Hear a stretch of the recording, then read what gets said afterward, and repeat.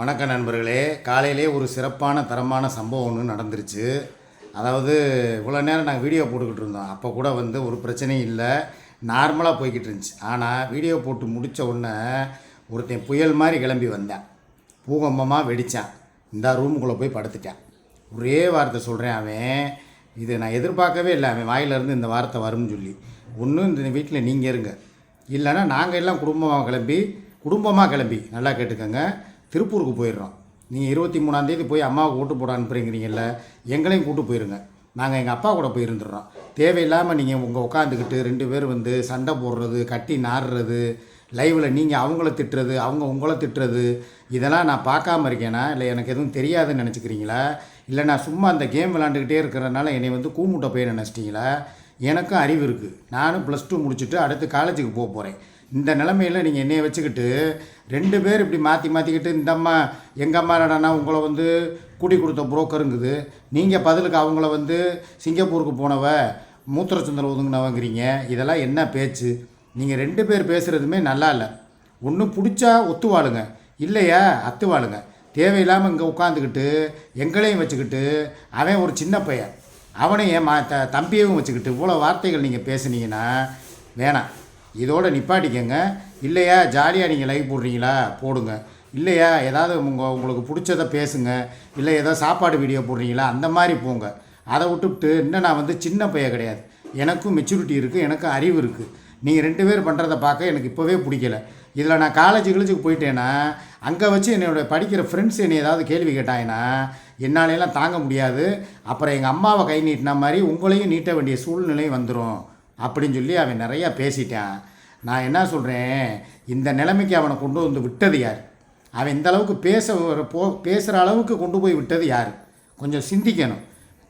நம்ம வாயை வச்சுக்கிட்டு நம்ம சும்மா இருந்தால் நான் உங்கள்கிட்ட சண்டை போடணும்னு எனக்கு விருப்பமே கிடையாது. நான் எப்பயும் போல் நான் பாட்டுக்கு உனக்கு புழுக்க வேலை பார்த்துக்கிட்டோம், அடிமை வேலை பார்த்துக்கிட்டோம், என் குடும்பமே வேணான்னு சொல்லிவிட்டு உங்களுக்காகவே 24 மணி நேரமும் என் வாழ்க்கையவே தியாகம் பண்ணிட்டேன்.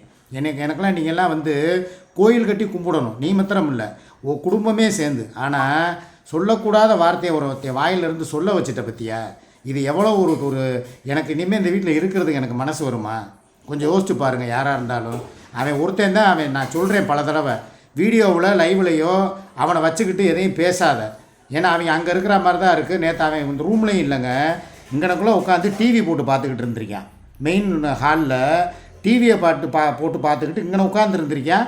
நாங்கள் உள்ளுக்குள்ளே 2 பேர் சண்டை ஓடுறது, கட்டி நாடுறது அவனுக்கு நல்லா கேட்டுக்கிட்டே இருந்திருக்கு.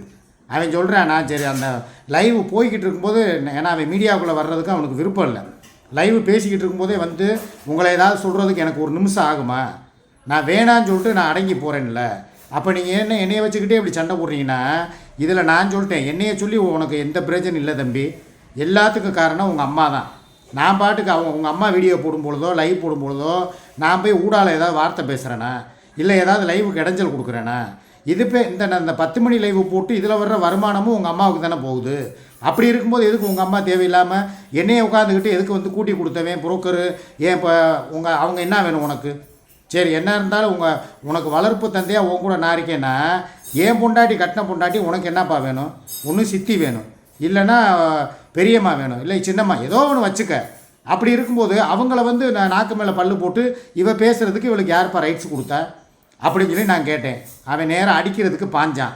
வேணாம்ப்பா, அடிக்கலாம் வேணாம், அவன் பாட்டுக்கு அவள் வேலையை பார்க்கட்டும், நீ பாட்டுக்கு உன் வேலையை பாரு, நான் இன்றைக்கி என்ன முடிவு எடுக்க போகிறேங்கிறத யோசிச்சுட்டு சாயங்காலமாக சொல்கிறேன் அப்படின்னு சொல்லிட்டு நான் பாட்டுக்கு விலையை வந்துட்டேன்.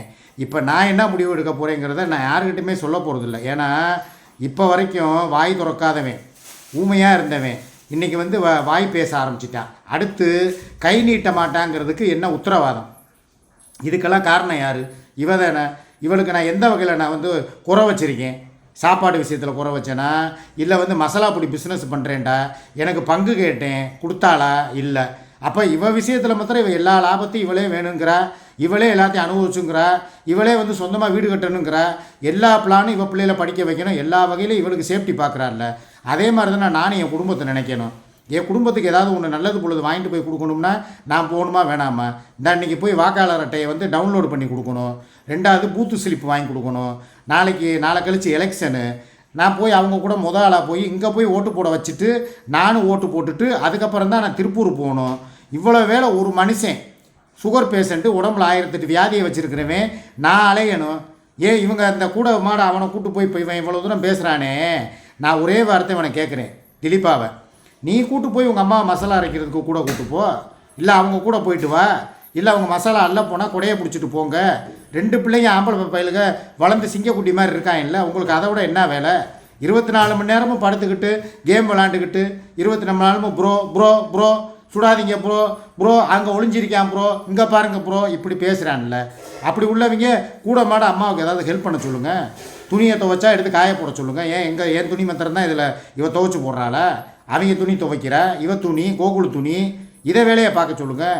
3 நேரம் சோறு மாத்திரம் தின்னா போதுமா? காலையில் எழுந்திரிச்சா கரெக்டாக கம்பங்கூழ் வாங்கிட்டு வந்துடணும். இல்லைனா மத்தியானத்துக்கு நான்வெஜ் இல்லாத நாட்களே கிடையாதுங்க. நல்லா யோசிச்சு பாருங்கள்.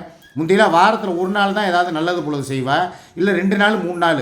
இப்போ வாரத்துக்கு 7 நாளுமே நான்வெஜ்ஜு. கவிச்சி இல்லாமல் 1 நாளாவது இவங்க சாப்பிட்றாங்கள. வெறும் சாம்பார் சீனி வரகாவத்தில் முட்டைக்கோசு வச்சா இறங்க மாட்டேங்குது.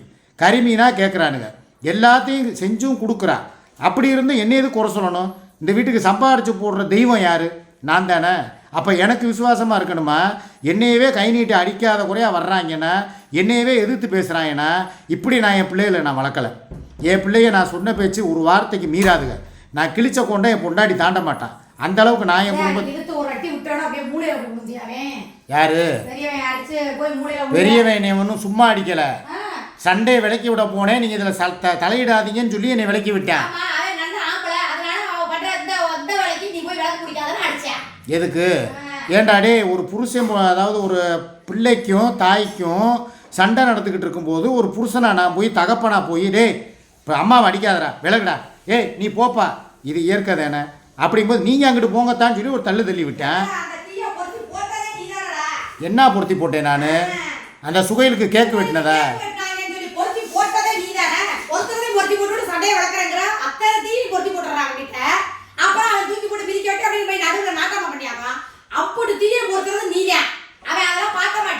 என்ன சப்போர்ட்டா?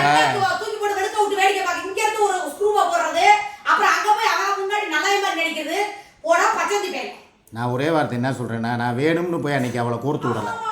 சுகைலுக்கு போய் எதுக்கு 2000 சப்ஸ்கிரைபர் வந்ததுக்கு என் பேரனை கூப்பிட்டு போய் கேக்கு வெட்டினேன். அதுக்காக நான் போய் சத்தம் போட்டு என் மையன்ட்ட ஒரு வார்த்தை சும்மா காதில் ஓதுனேன். உடனே அவன் போய் இப்படி அடிப்பான்னு எனக்கு தெரியுமா? இதெல்லாம் யதார்த்தமாக நடந்தது. அதுக்காக என் பெத்த பிள்ளைகிட்டேயே என்னையும் பிரிக்க பார்க்குறா பாருங்க. அவகிட்டையும் அவளை இப்போ மாத்திரம் அவளுக்கு நல்லவளாக நடக்க ட்ரை பண்ணுறாளே. எதுக்கு? சம்பளம் வரப்போகுது. இந்த 23 24ஆம் தேதி சம்பளம் வந்துடும். சம்பளத்துக்காக இப்போவே பிட்டை போட்டு அவளை தாஜா பண்ணுறா. இதை எனக்கு நல்லா தெரிஞ்சு போச்சு. ஏய் உன் நாடகம்லாம் என்கிட்ட செல்லாது. கரெக்டாக இவ்வளவு நாள் சுமி மேலே இல்லாத கரிசனம் இப்போ உனக்கு எப்படி வருது? அப்படியே நீங்கள் 2 பேரும் சேர்ந்து தான் அவளை நீ தான் பட்டனை போட்டு விட்டங்கிற. இல்லைன்னா அவனுக்கு தெரியாதா? அவன் வீடியோ பார்க்கறது இல்லையா? இந்த வேலை தேவையில்லாத வேலை வைக்காத. என் குடும்பத்தில் 1000 நான் என்ன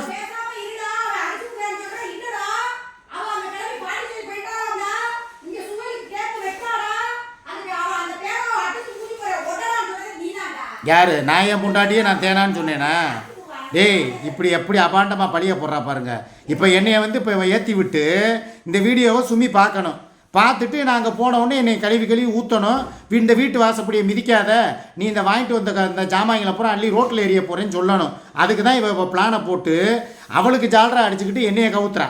நான் எந்த காலத்துலேயும் அவளை தேனாங்கிற வார்த்தையை வாயால் நான் சொன்னதே கிடையாது. எப்போ? ஆத்திரத்துலையா?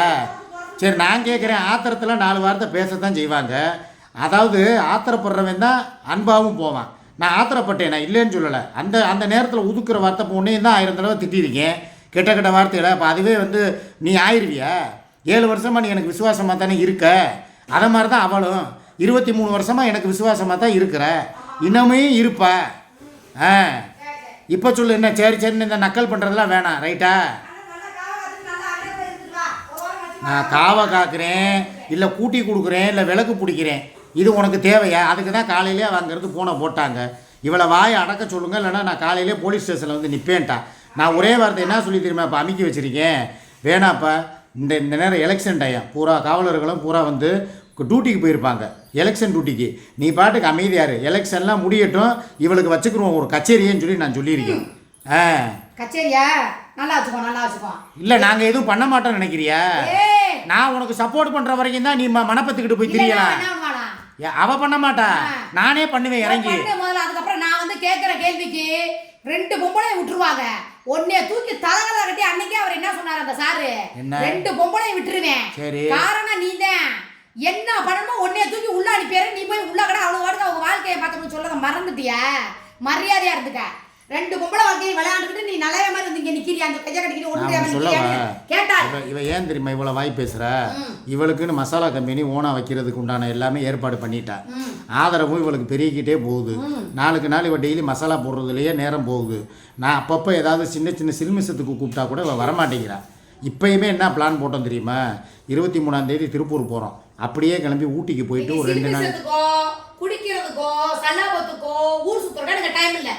நான் வந்து ஒரு கம்பெனி ஓனர். என்னைய நம்பி பல பேர் ஆர்டர் கொடுக்க ஆரம்பிச்சுட்டாங்க. ஓனராமடா? கம்பெனிக்கே ஓனரா? ஏய், ஒரு 15 கிலோ மசாலா வித்துட்டா நீ எல்லாம் பெரிய சர்டிபிகேட் யாருக்கு கொடுப்பாங்க? 50-100 கிராம் விற்கிறவங்களுக்கு சர்டிபிகேட் கொடுப்பாங்க. சொல்லு. என் போட்டா போட்டு கவர்மெண்ட் சீல் போட்டு அதுக்கு அட்ரஸ் போட்டு இவ்வளவு ப்ராப்பரா வாங்கி இருக்கற எதுக்கு? ஒரு ஓனருக்கு தான் கொடுப்பாங்க. அதுக்கு பேரு வச்சு திமிருல பேசுற. இன்னும் பேசுவேன். இப்ப சும்மா என் தங்கச்சிகளுக்கு மட்டும் தான் கொடுக்குறேன். அடுத்து கடையா என்னோட மசாலாவா போட்டு போடுவேன். போனா போகுதேன்னு சொல்லி ஓரமா நிக்க ஏஜென்சி போட்டு ஒரு ஆட்டோ வாங்கி மசாலா பாக்கெட்டை போட்டு கடையா விற்க ஆரம்பிச்சிருவோம் போலயே. அக்கா எனக்கு மொத்தமா அனுப்புங்க. நாங்க இந்த என்ன போட்டு டிஸ்ட்ரிபியூட்டரா? ஆமா, அந்த வேலைக்கு நாங்க போறோம். எங்களுக்கு மொத்தமா அனுப்புங்க சொல்லி என்னை ஒரு கான்ட்ராக்ட் பண்ண சொல்லிருக்கானே. உன்னை அதுக்கு மாத்திரம் தான் கான்ட்ராக்ட் பண்ண சொன்னானா? அதிலே போற உனக்கு தான் அந்த புத்தி. அங்க போய் காதல் பண்ண விட்டு கட்டி காட்ட விட்டுட்டு இங்க வந்து உட்காந்துட்டு விளக்கு பிடிப்பேன். அவரு வருவாங்க. மாமா ஒரு வார்த்தைனாலும் திருவார்த்தையா கேட்ட மாமா.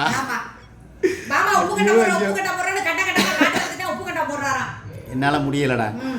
சரி ரைட்டு, நான் கிளம்புறேப்பா. நான் அங்கே போய் பார்த்துக்கிறேன். ஏன்னா இப்போ சொன்னது எனக்கு மனசுக்குள்ள அப்படியே ஓடிக்கிட்டே இருக்கு. ஆமாம், ஏஜென்ட் எதுக்குப்பா? மசாலா கம்பெனிக்கு. சரி பாரு மசாலாவை மாத்திரம் வியாபாரம் பாரு. சரியா? ஆரம்பிச்சாடா டேய். தலைவிக்கு தலையில பத்திரகாளி இறங்க ஆரம்பிச்சிருச்சு. நம்ம இதோட இதை முடிச்சுட்டு ஒருத்தனுக்கு கான்ட்ராக்ட் பேசி விட்டவன், சரத்துக்கு 4 வருஷம் விட்டவன், துபாய்காரனுக்கு அவுத்து போட்டு 10 பவுனுக்கு காட்டினவன், இப்போ குச்சிக்கு கூட்டி கொடுக்குறவன், கரிமீனை வாங்கி கொடுத்து ஒன்னா நம்ம தமிழ்நாட்டுல புரோக்கர் யாருன்னா நீதான். ஒண்ணுல கூகுள்ல போய் புரோக்கர் அப்படின்னு நம்பரை போட்டாலே புரோக்கர் தான் வரும். போ மரியாதையா பேசி. இதுக்கு தான் நான் உட்காந்து நான் வீடியோ போட மாட்டேன்னு. நாங்க கிளம்புறேன். நீ சாயங்காலம் வரைக்கும் நீ கூப்பிடக்கூடாது. நான் உனக்கு போன் பண்ணா எங்க அப்பனுக்கு நான் வரல. போ ஓடு. நீங்க கூப்பிடக்கூடாது. இதோட நம்பரை போய் இப்ப இந்த கண்ணு முன்னாடி பிளாக்ல போடு. ஏய், பிளாக்ல போடாத. இது ஆத்திர அவசரத்துக்கு ஏதாவது வேணும்னா? என்ன ஆத்திர அவசரம்? உனக்கு என்ன ஆத்திர அவசரம்னா போய் உன் குடும்பத்துக்கு சொல்லு. இந்த பொண்டாட்டிங்கிரி அவ பாப்பா போ. ஆத்திர அவசரம். நீ எங்கனே மயக்கம் போட்டு இருந்தா கூட எனக்கு கூப்பிடாத. உங்க கூப்பிடு. உனக்கு ஆத்திரம் அவசரம். ஊட்டிக்கு போகணும்ப்பா. எதுக்கு? ஏன் ஊட்டிக்கு என்ன கூட்டி கொடுக்க போறியா? வா, உனக்கு சொர்க்குறத உனக்கே நான் திருப்பி சொல்றேன். என்னவா கேட்குற நீனு? சவால் விட்டு சொல்கிறேன் பார்த்துக்க. போனா போகுதுன்னு சொல்லிட்டு தான் எல்லாத்துலேயும் உன்னை வந்து பார்ட்னராக சேர்த்துக்கிறேன். அம்மா ஜல்லிக்கு நீ கொடுக்கல. ஏதோ அந்த கூட்டிகிட்டு போனால் கூட்டிட்டு வந்தேன். இனிமேல் அதுவும் கிடையாது. ஆல்ரெடி என்னென்ன தேவை லிஸ்ட்டு வீட்டுக்கு வர வைப்பேன். பார்க்குறியா? இனிமேல் யாரை பார்த்து பேசிட்டு இருக்க? பழைய சூர்யாவை நீ பார்த்ததில்ல. மூடிக்கிட்டு இருக்க. ஏதோ சோறாக்கி போட்டேன், வீட்டு வேலை பார்த்தேன், வீடியோ போட்டேன்னு இருந்தேன். இப்போ பிஸ்னஸ் மேன் ஆகிட்டேன். மூடிக்கிட்டு. என் தங்கச்சியிலும் என் சகோதரில் இருக்கிற வரைக்கும் நீ அசைக்க முடியாது. ஒட்டாங்கே வர்றது ஓட்டு. உனக்கு நீ என்ன கிழிச்ச? வயலுக்கு வைந்தாரா? நாத்து நட்டாயா? பேக்கேடியில வந்து உன்னுடைய விழுதுகள் தலைப்பே தப்பா வச்சுட்டேன். அப்படியா? சூர்யாவுக்கு பங்கு தரலாமா வேணாமான்னு சொல்லி போயிருச்சான். அதுதான் தப்பு. சரி, நீங்க யாரும் இல்ல, கரெக்டா வை. கரெக்டா வைக்கிறேன். இன்னைக்கு வையே பாப்போம். நான் வேலை பார்க்கறவன், உழைக்கிறவன் நானு. யாரு? பணம் முதலீடு போட்டவே நான். நல்லா காலையில ஒரு பொங்கலும் நல்ல 4 இட்லி தின்னுட்டு படுத்துக்கிட்டு போட்டு இருக்கிறது எல்லாம் பார்த்துக்கிட்டு தான் இருக்காங்க லைவா. சரியா? இன்னைக்கு வைக்கிறேன். டேய், நான் ஒன்று சொல்கிறேன்னு கேளுங்க. இவ வேலை பார்க்குறா ஒத்துக்கிறேன். ஆனால் அதுக்கு முதலீடு போடுறது யாரு? ஏன் யூடியூப் வருமானம் தானே. அப்புறம் எது போட்டது? என் தங்கச்சி என்னை நம்பி காசு போட்டாங்க. அதை வச்சு தான் நான் பிஸ்னஸ் இது பண்ணியிருக்கேன். அப்போ அதுக்கு முதல்ல வாங்கின யூடியூப் வருமானம்லாம் அது வேற. நீ ஆரம்பிக்கும் போது வாங்கின மசாலா பொருளுக்கு மூலதனம் போட்டது யாரு? முதலீடு போட்டது யாரு? முதல்ல எனக்கு பிச்சு ஆயிரும். அவன் 1000 ரூபா கொடுத்தா அதை வச்சு சாயங்காலம் நான் உங்களுக்கு வாக்கெடுப்பு வைக்கிறேங்க. சிக்கா மாமா உண்மையிலே நேர்மையா இந்த மசாலா தொழிலில் பண முதலீடு போட்டாரா இல்லையா? அவருக்கு பங்கு தரலாமா வேண்டாமா? இதுதான் இன்னைக்கு ஈவினிங் வைப்பேன். எல்லாரும் நீங்க எனக்கு ஓட்டு போடுங்க. சரியா? சரி, நியாயமா உங்களுக்கு என்ன தோணுதோ அதை போடுங்க அவ்வளோதான். சாயங்காலம் பார்த்துக்கலாம். பாய்.